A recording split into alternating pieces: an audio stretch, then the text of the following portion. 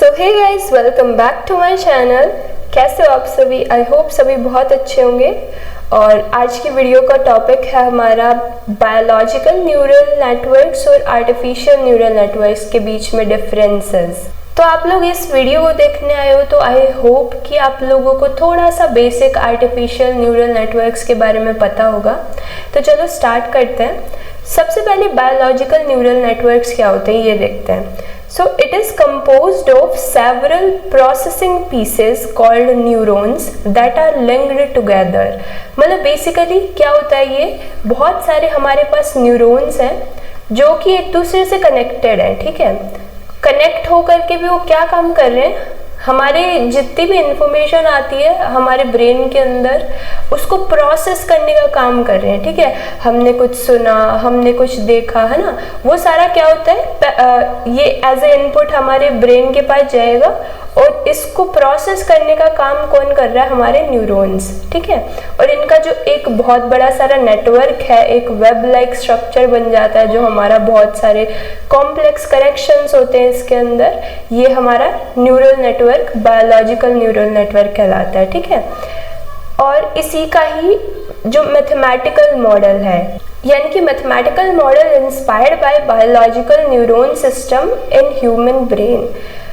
अब ये जो है आर्टिफिशियल न्यूरल नेटवर्क कहाँ यूज हो रहा होता है, हमारी एआई के अंदर, है ना, जहाँ पे हम क्या कोशिश कर रहे हैं, जो हमारा ह्यूमन ब्रेन है ना उसको कैसे मशीन्स के अंदर इम्प्लीमेंट कर सकते हैं ना, कैसे हम अपनी मशीन्स को इंटेलिजेंट बना सकते हैं।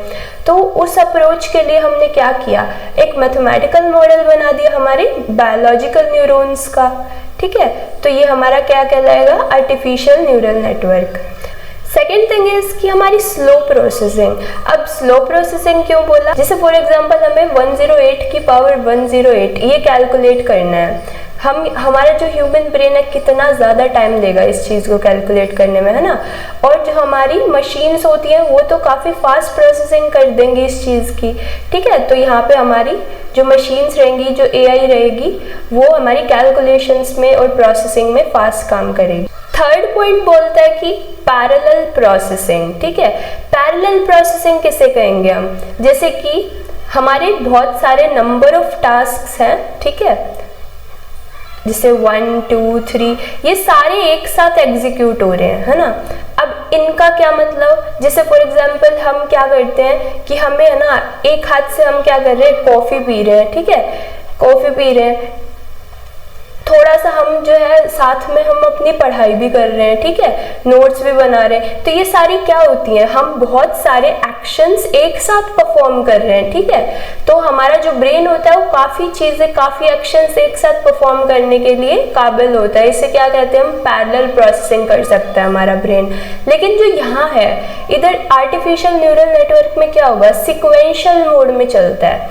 मतलब कि जो जैसे हमारी क्यू होती है ना, इसके अंदर कैसे जो हमारा पहला जो टास्क आया वो परफॉर्म होगा, then second, then third and so on, यानी कि सीक्वेंस के हिसाब से हमारी प्रोसेसिंग करके देगा आर्टिफिशियल न्यूरल नेटवर्क। ठीक है, इसके बाद फोर्थ पॉइंट हमारा बोलता है कि फॉल्ट टॉलरेंट।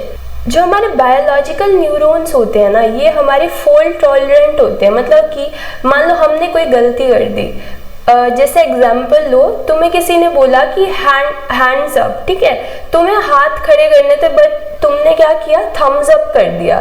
तुम क्या कहोगे एकदम से, सॉरी अभी करता हूँ, वापस से हैंड्स अप कर देते हो। ठीक है, तो अगर हमसे कोई मिस्टेक हो जाती है तो हम उसको करेक्ट कर सकते हैं, लेकिन यहाँ पर ऐसा नहीं होता है। ठीक है, it is not fault tolerant. यहाँ पे अगर हमारी मिस्टेक एक बार हो गई ना, वो फिर हो ही जाती है। मतलब बेसिकली क्या कि हमने जैसा इसको ट्रेनिंग करा रखी है ना, जैसा हमने ट्रेन डाटा इसको दिया हुआ है ना, उसी हिसाब से ये क्या करेगा, एक्शंस परफॉर्म करेगा। अब इसे ये नहीं पता कि भाई ये सही एक्शन परफॉर्म कर रहा है गलत, हमने जैसे जैसे इसकी ट्रेनिंग कराई है उस हिसाब से ये क्या करेगा, हमारा एक्शंस परफॉर्म करता है। तो ये फॉल्ट टॉलरेंट नहीं होता है। देन अब फिफ्थ पॉइंट क्या बोलता है कि यहाँ पे रिस्पॉन्स टाइम काफ़ी फास्ट रहेगा। हमारा नैनो सेकेंड्स के अंदर जो हमारा ब्रेन होता है ना, वो हमारा रिस्पॉन्स टाइम देता है। मतलब कि एज कम्पेयर टू दिस, यानी कि आर्टिफिशियल न्यूरल नेटवर्क के मुकाबले हमारा जो ब्रेन होता है वो काफ़ी फास्ट जो है एक्शंस ले सकता है, रिस्पॉन्स टाइम इसका कम होता है। अब जैसे कि आप लोगों ने ह्यूमनॉइड रोबोट्स देखे होंगे, है ना, काफ़ी वीडियोस मिल जाएंगी आपको यूट्यूब पे भी, है ना। सोफिया हो गई हमारी, या अमेरिका को देखा होगा कभी।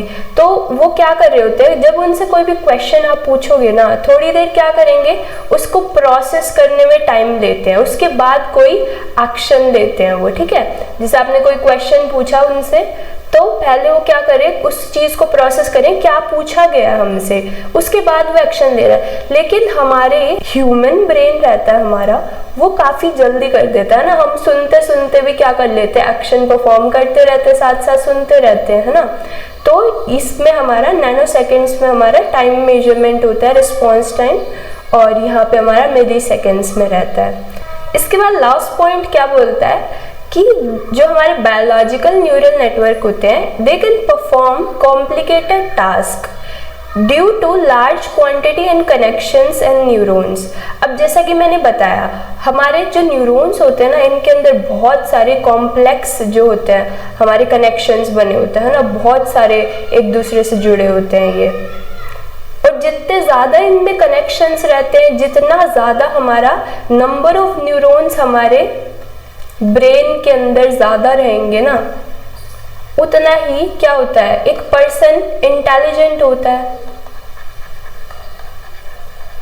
सुनिए ये कभी बात आप लोगों ने, तो इंटेलिजेंस हमारी इस हिसाब से ही मेजर की जाती है, क्योंकि हमारा क्या होता है फिर जो पैरेलल प्रोसेसिंग होती है ना, जैसा कि यहाँ पे हमने थर्ड पॉइंट में देखा था, है ना, पैरेलल प्रोसेसिंग करने की स्पीड बढ़ जाती है हमारी, और हम बहुत सारी एक साथ इंफॉर्मेशन को प्रोसेस कर पाते हैं इस वजह से। तो हम कॉम्प्लिकेटेड टास्क कर पाते हैं, और क्योंकि हमारे जो न्यूरॉन्स होते हैं वो बहुत सारे, मतलब नंबर ऑफ न्यूरॉन्स हमारे बहुत ज़्यादा होते हैं, और हमारे उनमें कनेक्शंस भी फिर उस हिसाब से ही ज़्यादा होते हैं, ठीक है, कॉम्प्लेक्स स्ट्रक्चर होता है। उसके बाद इधर क्या बोलता है कि भाई it can not perform complex pattern recognition.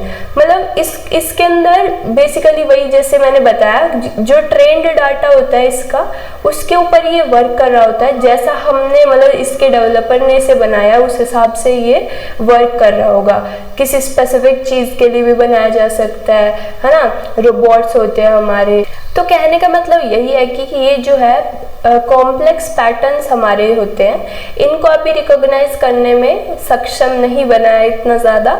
आगे के फ्यूचर, नियर फ्यूचर में ये काफ़ी इंटेलिजेंट बनाया जा सकता है आगे चल के, है ना। बहुत सारी डेवलपमेंट्स होती जा रही हैं इस फील्ड के अंदर। तो आई होप आप लोगों को ये सारे पॉइंट्स क्लियर हुए होंगे, इनके डिफरेंसेस क्लियर हुए होंगे।